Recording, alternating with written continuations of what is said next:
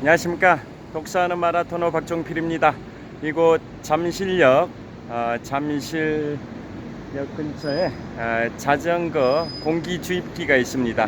제가 자전거 뒷바퀴가 바람이 빠져서 이곳 공기 주입기가 있는 곳에서 자전거 뒷바퀴에 공기를 주입했습니다. 자, 자전거 수리센터입니다. 송파구 자전거 수리센터 바로 앞에 공기 주입기가 있어서 자전거 뒷바퀴에 바람을 넣고 이제 한강 자전거길 쪽으로 힘차게 출발하겠습니다. 자, 롯데월드타워, 자, 송파대로 맞은편에 롯데월드타워가 있습니다. 123층 555m 높이 기준 세계 5위 규모 OECD 국가 38개 회원국 중에서는 가장 높은 빌딩 롯데월드타워, 송파대로를 사이에 두고 동쪽에 롯데월드타워, 그 다음에 서쪽에 자전거 수리센터가 있고요. 바로 앞에 설치되어 있는 공기 주입기에서 자전거 뒷바퀴에 공기를 주입을 했습니다. 자, 이제 힘차게 출발하겠습니다.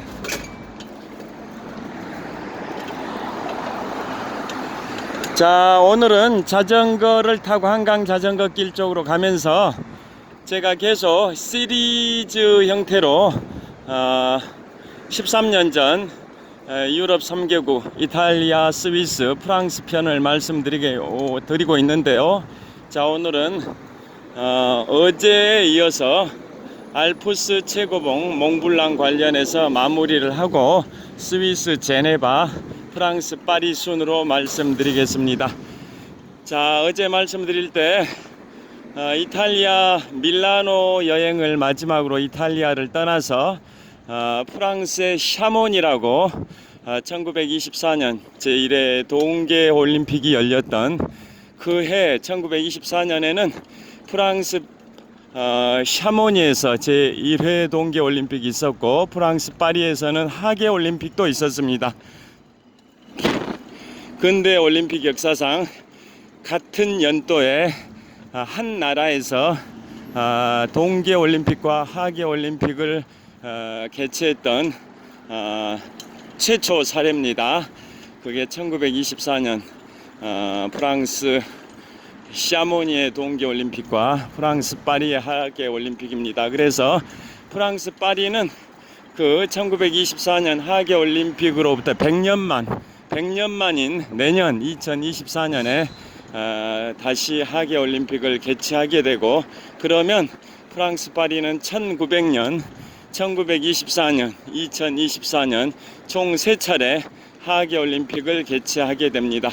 그러면 영국 런던에 이어서 하계올림픽을 3번 개최한 두 번째 도시가 됩니다.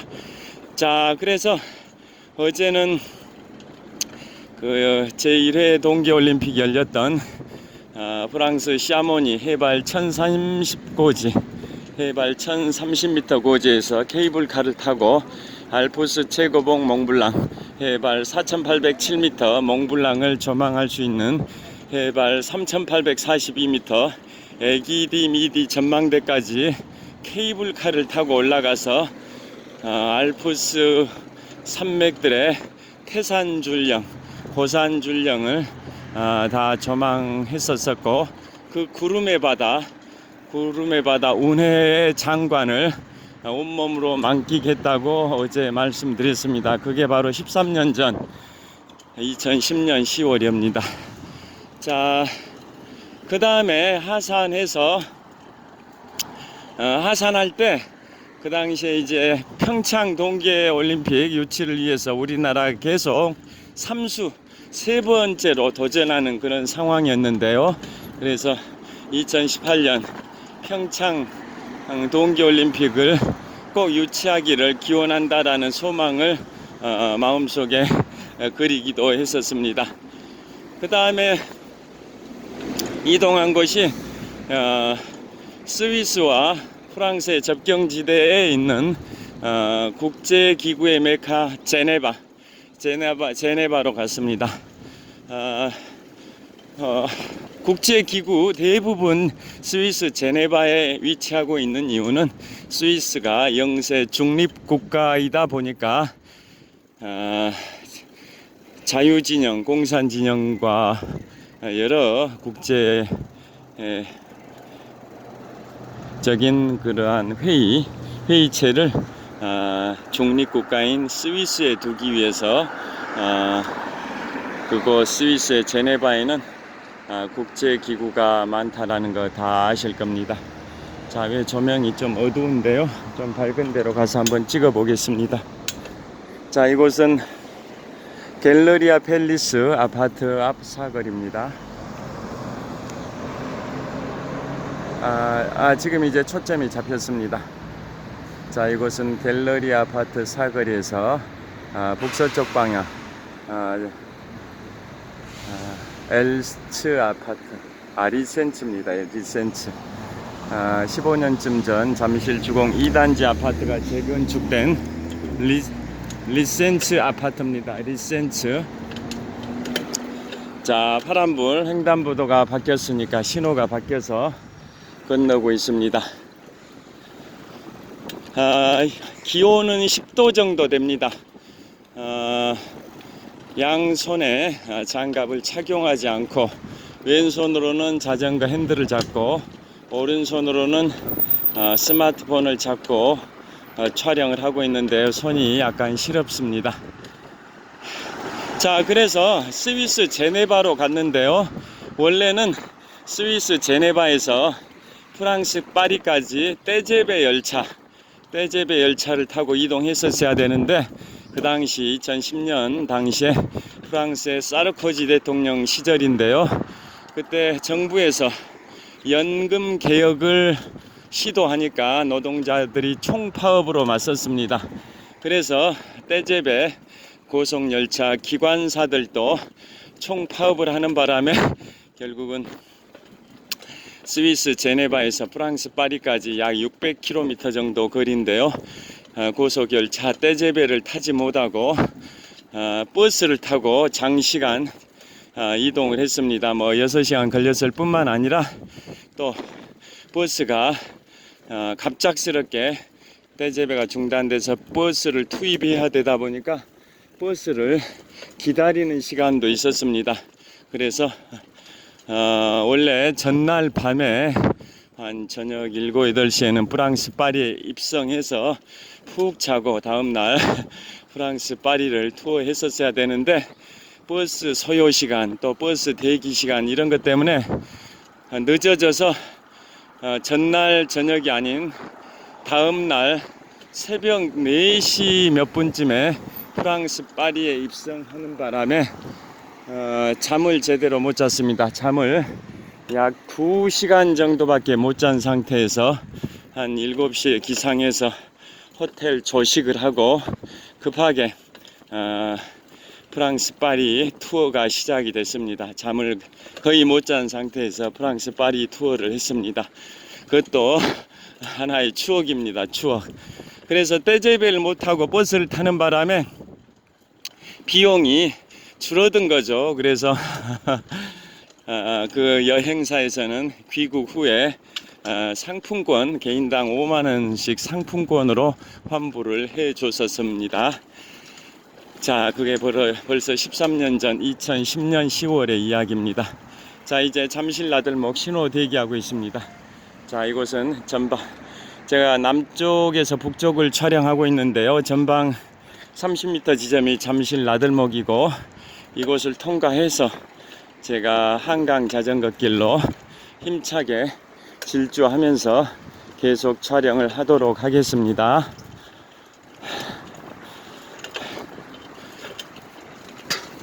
자, 잠실 나들목 위로 올림픽대로가 있습니다. 한강 남쪽변을 따라 동에서 서로 뻗어 있는 도로가 올림픽대로인데요. 자, 이 올림픽대로에서 지금부터 35년 전 1988년 제24회 서울올림픽 때 마라톤 경기 42.19km 경기가 개최되기도 했습니다. 지금 통과하고 있는 잠실 나들목 위에 올림픽대로가 있습니다. 저를 한번 비춰보겠습니다. 자, 이곳은 잠실 나들목입니다. 제가 잠실역에서 출발해서 이곳 잠실 나들목까지 이동을 했는데요. 자, 이 잠실 나들목 위로 올림픽대로가 있습니다. 자, 계속 한강 자전거 길을 타고 동쪽 방향으로 이동하면서 계속 촬영하겠습니다. 화이팅! 손이 좀 시렵습니다.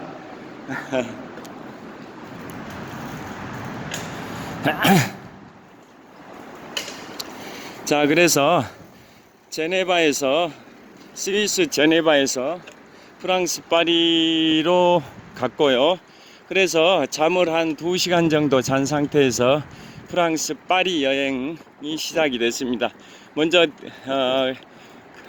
코스를 먼저 말씀드리면, 제일 먼저 몽마르트 언덕, 그 다음에 루브르 박물관, 프랑스 대혁명의 광장인 콩코르드 광장. 야, 지금 달이 보입니다. 달, 이곳 잠실 나들목인데요. 자, 달을 보여드리겠습니다. 달이 남산 서쪽에 달이 아직 태양이 일출 전이다 보니까 햇볕이 없어서 달빛이 보입니다. 자, 달빛을 제가 보여드리겠습니다. 자, 장관입니다. 달빛.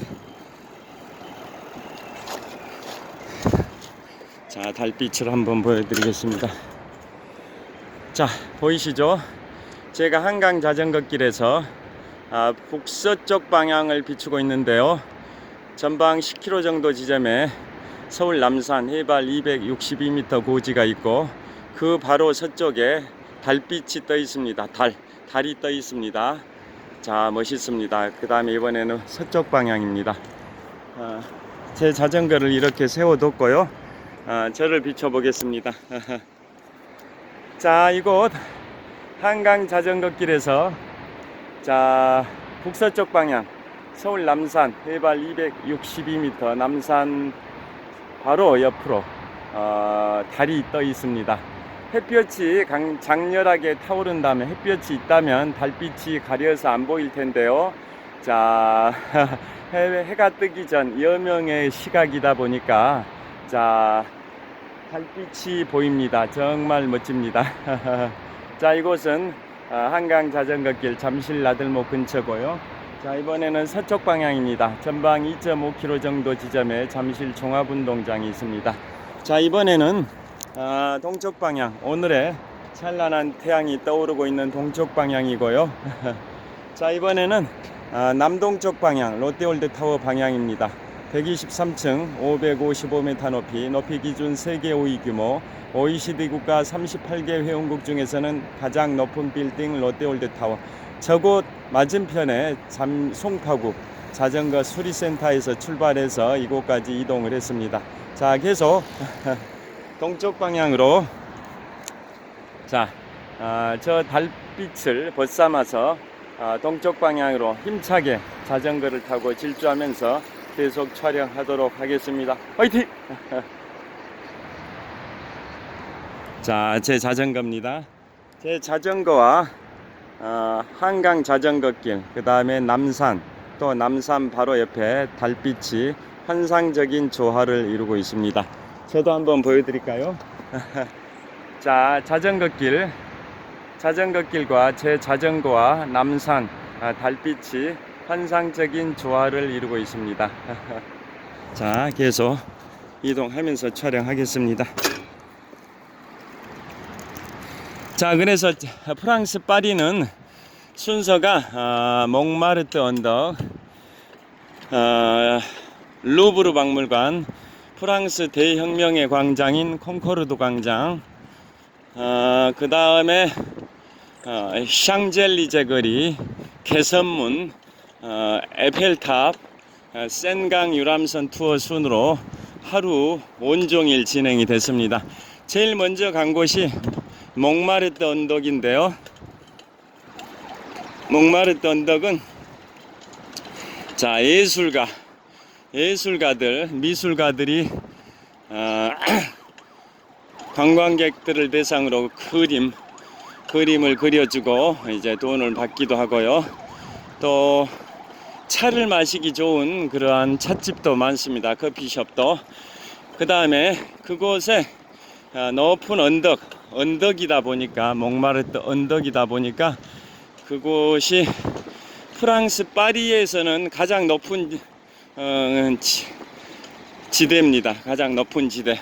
프랑스 파리는 아주 평평한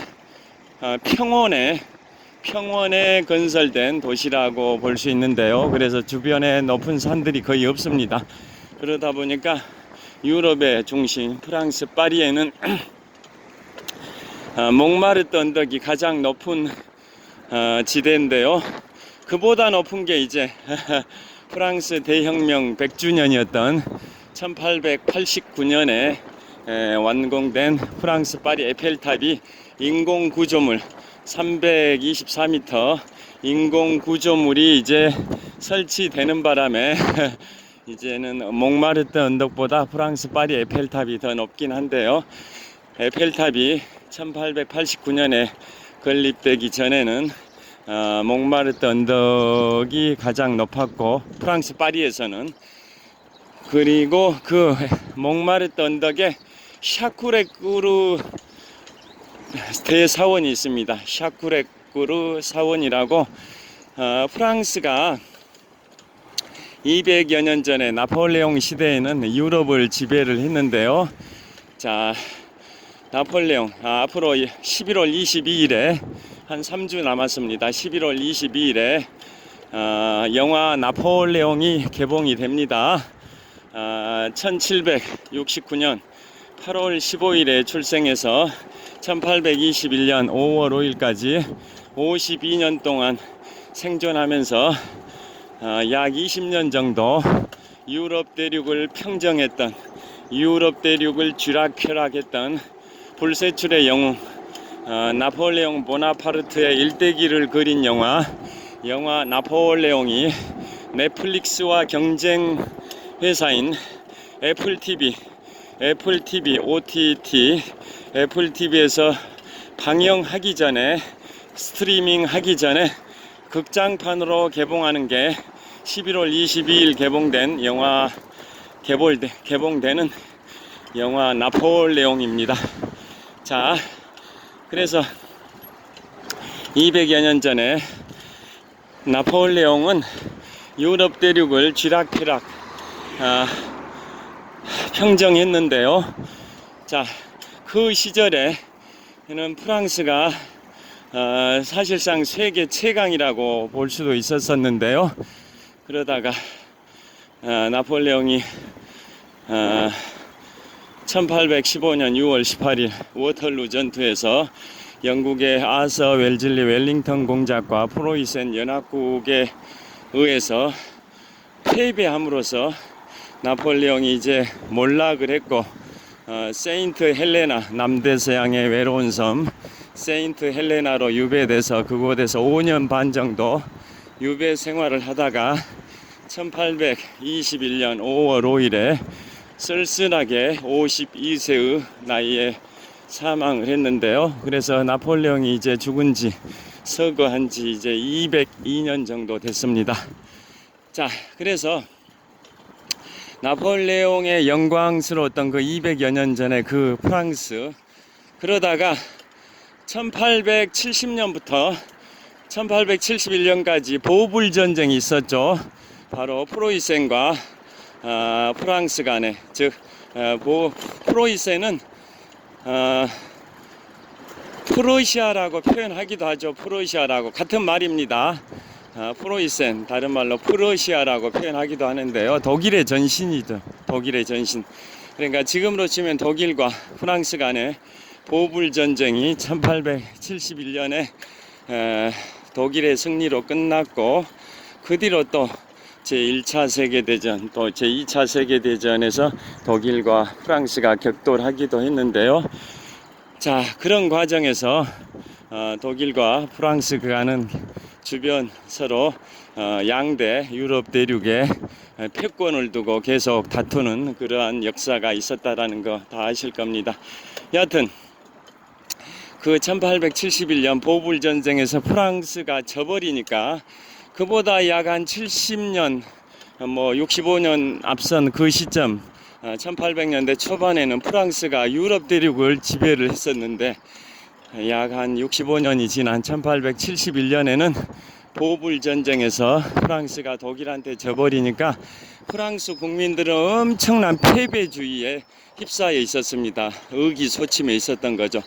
그걸 극복하기 위해서 바로 몽마르트 언덕 정상에 샤쿠레꾸르 사원을 건립을 한 겁니다.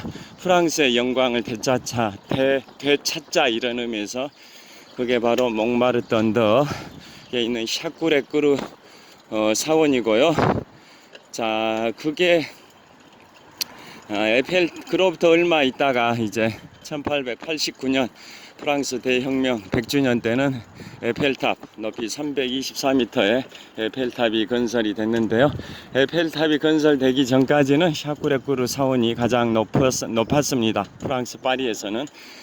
그래서 샤쿠레꾸르 사원 그곳 몽마르트 언덕에서 주변 프랑스 파리가 한눈에 다 들어옵니다. 시가지가. 그 다음에 갔던 곳이 세계 3대 박물관 중에 하나인 루브르 박물관. 자, 영국 런던의 대형 박물관, 미국 뉴욕 맨해튼 센트럴 파크 동쪽변에 있는 메트로폴리탄 박물관과 함께 세계 3대 박물관 중에 하나인 프랑스 파리의 루브르 박물관에 갔는데요. 자, 그곳은 원래 프랑스 파리 남서쪽으로 약 24km 지점에 있는 베르사유 궁전과 함께 원래 루브르 궁전이었죠. 그러다가 박물관으로 바뀐 건데요. 세계 3대 박물관 중에 하나입니다. 그곳에서 핵심적인 예술품은 뭘까요? 두 가지가 있습니다. 바로 레오나르도 다빈치의 모나리자, 그 다음에 밀로의 비너스상입니다. 레오나르도 다빈치의 모나리자는 그림이고요. 제가 보기에는 대략 가로가 한 70cm, 세로가 약 가로가 한 70cm도 안 될 것 같아요. 한 60cm, 세로가 약 한 90cm, 그 정도 크기의 그림이 바로 레오나르도 다빈치의 모나리자고, 웃는 듯 안 웃는 듯 하는 야릇한 미소를 띠고 있는 모나리자 잘 아시죠? 눈썹도 없고. 그 다음에 또 하나가 밀로의 비너스상인데요. 비너스상은 조각입니다. 조각. 자, 로마의 사랑의 여신이 바로 아프로디테고, 죄송합니다. 그리스의 사랑의 여신, 그리스 신화의 사랑의 여신, 미의 여신이죠. 아름다울 미자. 그리스 신화의 미의 여신이 아프로디테라고 한다면 로마 신화의 미의 여신이 비누스인데요. 비누스, 영어식으로 발음해서는 비너스입니다. 비너스. 로마 신화 미의 여신이 비누스인데 영어식으로 표현한 게 비너스입니다. 자, 그래서 밀로의 비너스상이 조각상으로 있는데요. 굉장히 유명합니다. 그래서 레오나르도 다빈치의 모나리자 그 그림은 너무나도 관광객들이 몰리니까 근접해가지고 볼 수가 없습니다. 너무나도 인산인해를 이루고 있어서 저도 그래서 약 한 7m 거리에서 먼 발치에서 봤기 때문에 사실상 정확하게 보질 못했습니다. 그 다음에 갔던 것이 이제 밀로의 비너스상이라는 조각상은 좀 가까이서 볼 수 있었습니다. 그것은 자, 예술품에 황금 비례가 있습니다. 황금 비례. 그게 바로 1대 1.6의 비율인데요. 자, 가로가 1, 세로가 1.6. 그게 바로 예술품이 가장 아름답게 보인다는 1대 1.6의 비율입니다. 가로가 1, 세로가 1.6. 이게 예술품의 황금 비례라고 하는데요. 그 비너스상, 밀로의 비너스상 조각품도 그렇게 조각이 되어 있어서 너무나도 아름다웠습니다. 자, 그런 식으로 루브르 박물관 투어를 했고요. 그 다음에 간 곳이 프랑스 대혁명의 광장 콩코르드 광장입니다. 1789년 7월 14일 프랑스 민중들이 바스티유 감옥을 침공하면서 프랑스 대혁명의 시작이 됐는데요. 그래서 프랑스 대혁명 당시에 국왕이었던 루이 16세와 그의 왕비 마리 앙뚜아네트마저도 프랑스 대혁명의 광장인 콩코르드 광장에서 단두대에 처형이 됐죠. 그게 1793년이니까 프랑스 대혁명으로부터 4년이 된 시점 1793년이었습니다. 그리고 프랑스 귀족의 약 95%, 약 3,500명 정도가 그 단두대에서 처형이 됐습니다. 그곳이 바로 프랑스 대혁명의 광장이고, 또 사람들을 빨리빨리 참수시키기 위해서 망나니들이 칼질하면은 오래 걸리지 않습니까? 그래서 신속하게 참수하기 위해서 그때 발명된 게 단두대입니다. 단두대. 그래서 단두대를 발명한 사람이 기요탱 박사인데요. 기요탱 박사. 그 사람이 발명했다 해서 그 단두대 이름을 기요틴이라 합니다. 기요틴. 자, 북쪽 방향, 한강 방향을 촬영하고 있고요. 자, 그 단두대 기요탱 박사가 발명했다 해서 기요틴이라고 합니다. 단두대를. 자, 그래서 재밌는 것은, 아이러니한 것은 그 기요탱 박사마저도 자신이 발명한 단두대에서 처형이 됐습니다. 그 정도로 약 한 3,500명 정도의 프랑스 귀족들이 몰살을 당했습니다. 그리고 국왕이었던 루이 16세, 그 다음에 왕비였던 마리 앙뚜아네트마저 단두대에서 처형이 되니까 주변 유럽 대륙에서 프랑스의 그 자유평등 박애를 기치로 한 프랑스 대혁명의 그러한 불길이 주변 국가로 확산되는 것을 우려했던 주변 국가들이 프랑스에 대항해서 연합군을 형성한 게 바로 대프랑스 동맹군인데요. 그 주도했던 나라는 섬에서는 영국이고 유럽 대륙에서는 오스트리아, 즉 신성 로마 제국 겸 오스트리아, 그 다음에 또 러시아인데요. 자, 그 당시 처형됐던 왕비인 마리 앙뚜아네트가 신성 로마 제국의 여자 황제였던 마리아 테레지아 여자 황제를 여제라죠. 마리아 테레지아 여제의 딸이었죠. 공주. 그래서 루이 14세한테 시집을 갔다가 프랑스 대혁명이 일어나고 4년 만인 1793년에 콩코르드 광장의 단두대에서 남편 루이 16세보다 좀 더 먼저 먼저 처형됐습니다. 마리 앙뚜아네트 왕비가 남편 루이 16세보다 시점으로는 좀 더 먼저 처형이 됐습니다. 그러다 보니까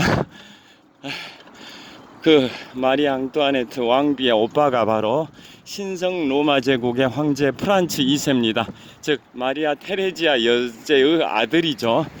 그래서 자기의 여동생인 마리아 앙뚜아네트 프랑스 왕비가 처형되니까 신성 로마 제국의 황제 겸 오스트리아의 국왕인 프란츠 2세가 분노할 수밖에 없었죠. 그래서 더더욱 주도적으로 대프랑스 동맹군을 이끌었는데요. 그런데 결국 1805년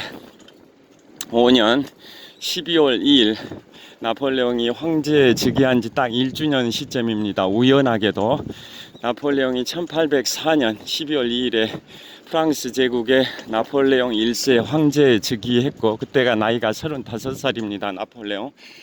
그 다음에 딱 1주년이었던 1805년 12월 2일에는 나폴레옹의 40번의 승리의 전투 중에 최고의 영광을 가져온 아우스터리츠 전투, 지금의 체코 땅에서, 그 당시에는 신성 로마 제국 겸 오스트리아 땅이었는데요. 지금은 체코 땅입니다. 체코. 그곳에서 그 유명한 나폴레옹에게 최고의 영광을 가져온 전투가 1805년 12월 2일 나폴레옹 황제 즉위 1주년 때 있었던 아우스터리츠 전투인데요. 자, 그때 그 전투를 다른 말로 삼제회전이라고 칭하기도 합니다. 러시아 제국의 알렉산드르 1세, 신성 로마 제국의 프란츠 2세가 연합군을 형성했고, 교전 국가가, 상대 국가가 바로 프랑스 제국의 나폴레옹 1세. 그래서 3명의 황제가 격돌했다 러시아의 알렉산드리 1세, 신성 로마 제국의 프란츠 2세 연합국이 프랑스 제국의 나폴레옹 1세와 맞서서 싸웠다 해서 3명의 황제가 격돌했다 해서 석삼자, 황제제자, 모일회자, 싸울전자, 삼제회전이라고 칭하기도 하는데요. 그게 모든 조건에서 프랑스한테는 불리했는데도 그 열의적 조건을 극복하고 나폴레옹이 승리했기 때문에 더더욱 유명한 전투가 바로 나폴레옹이 평생 싸워서 40번 이겼는데 그 중에서도 최고의 영광을 가져온 전투가 바로 아우스터리츠 전투입니다. 그걸 기념하기 위해서, 영원히 기념하기 위해서 프랑스의 개선문이 건립이 됐습니다. 1836년에 완공됐습니다. 그 전투는 나폴레옹에게 전성기 때 최고의 영광을 가져온 전투고요. 반면에 신성 로마 제국은 신성 로마 제국 844년의 역사가 멸망해버린 계기가 된 전투입니다. 신성 로마 제국은 962년, 서기 962년에 오토 1세에 의해서 창건이 됐는데요. 그로부터 844년이 흐른 1806년 초에 신성 로마 제국 창건 844년 만에 멸망이 돼버린 이유가 바로 그보다 약 한 달 앞선 1805년 12월 2일에 아우스터리츠 전투에서 신성 로마 제국이 패배했기 때문입니다. 그래서 결국은 신성 로마 제국이 멸망까지 해버리는 그러한 사태가 발생이 됐습니다. 자, 그게 바로 나폴레옹. 그 다음에 그게 독일의 입장에서는 독일의 전신이죠. 신성 로마 제국이. 그래서 신성 로마 제국이 독일의 전신이고 그 844년에 신성 로마 제국의 역사가 나폴레옹의 아우스터리츠 전투 승리로 인해서 신성 로마 제국이 멸망했고요. 그걸 독일 사람들은 독일 제1제국이라고 합니다.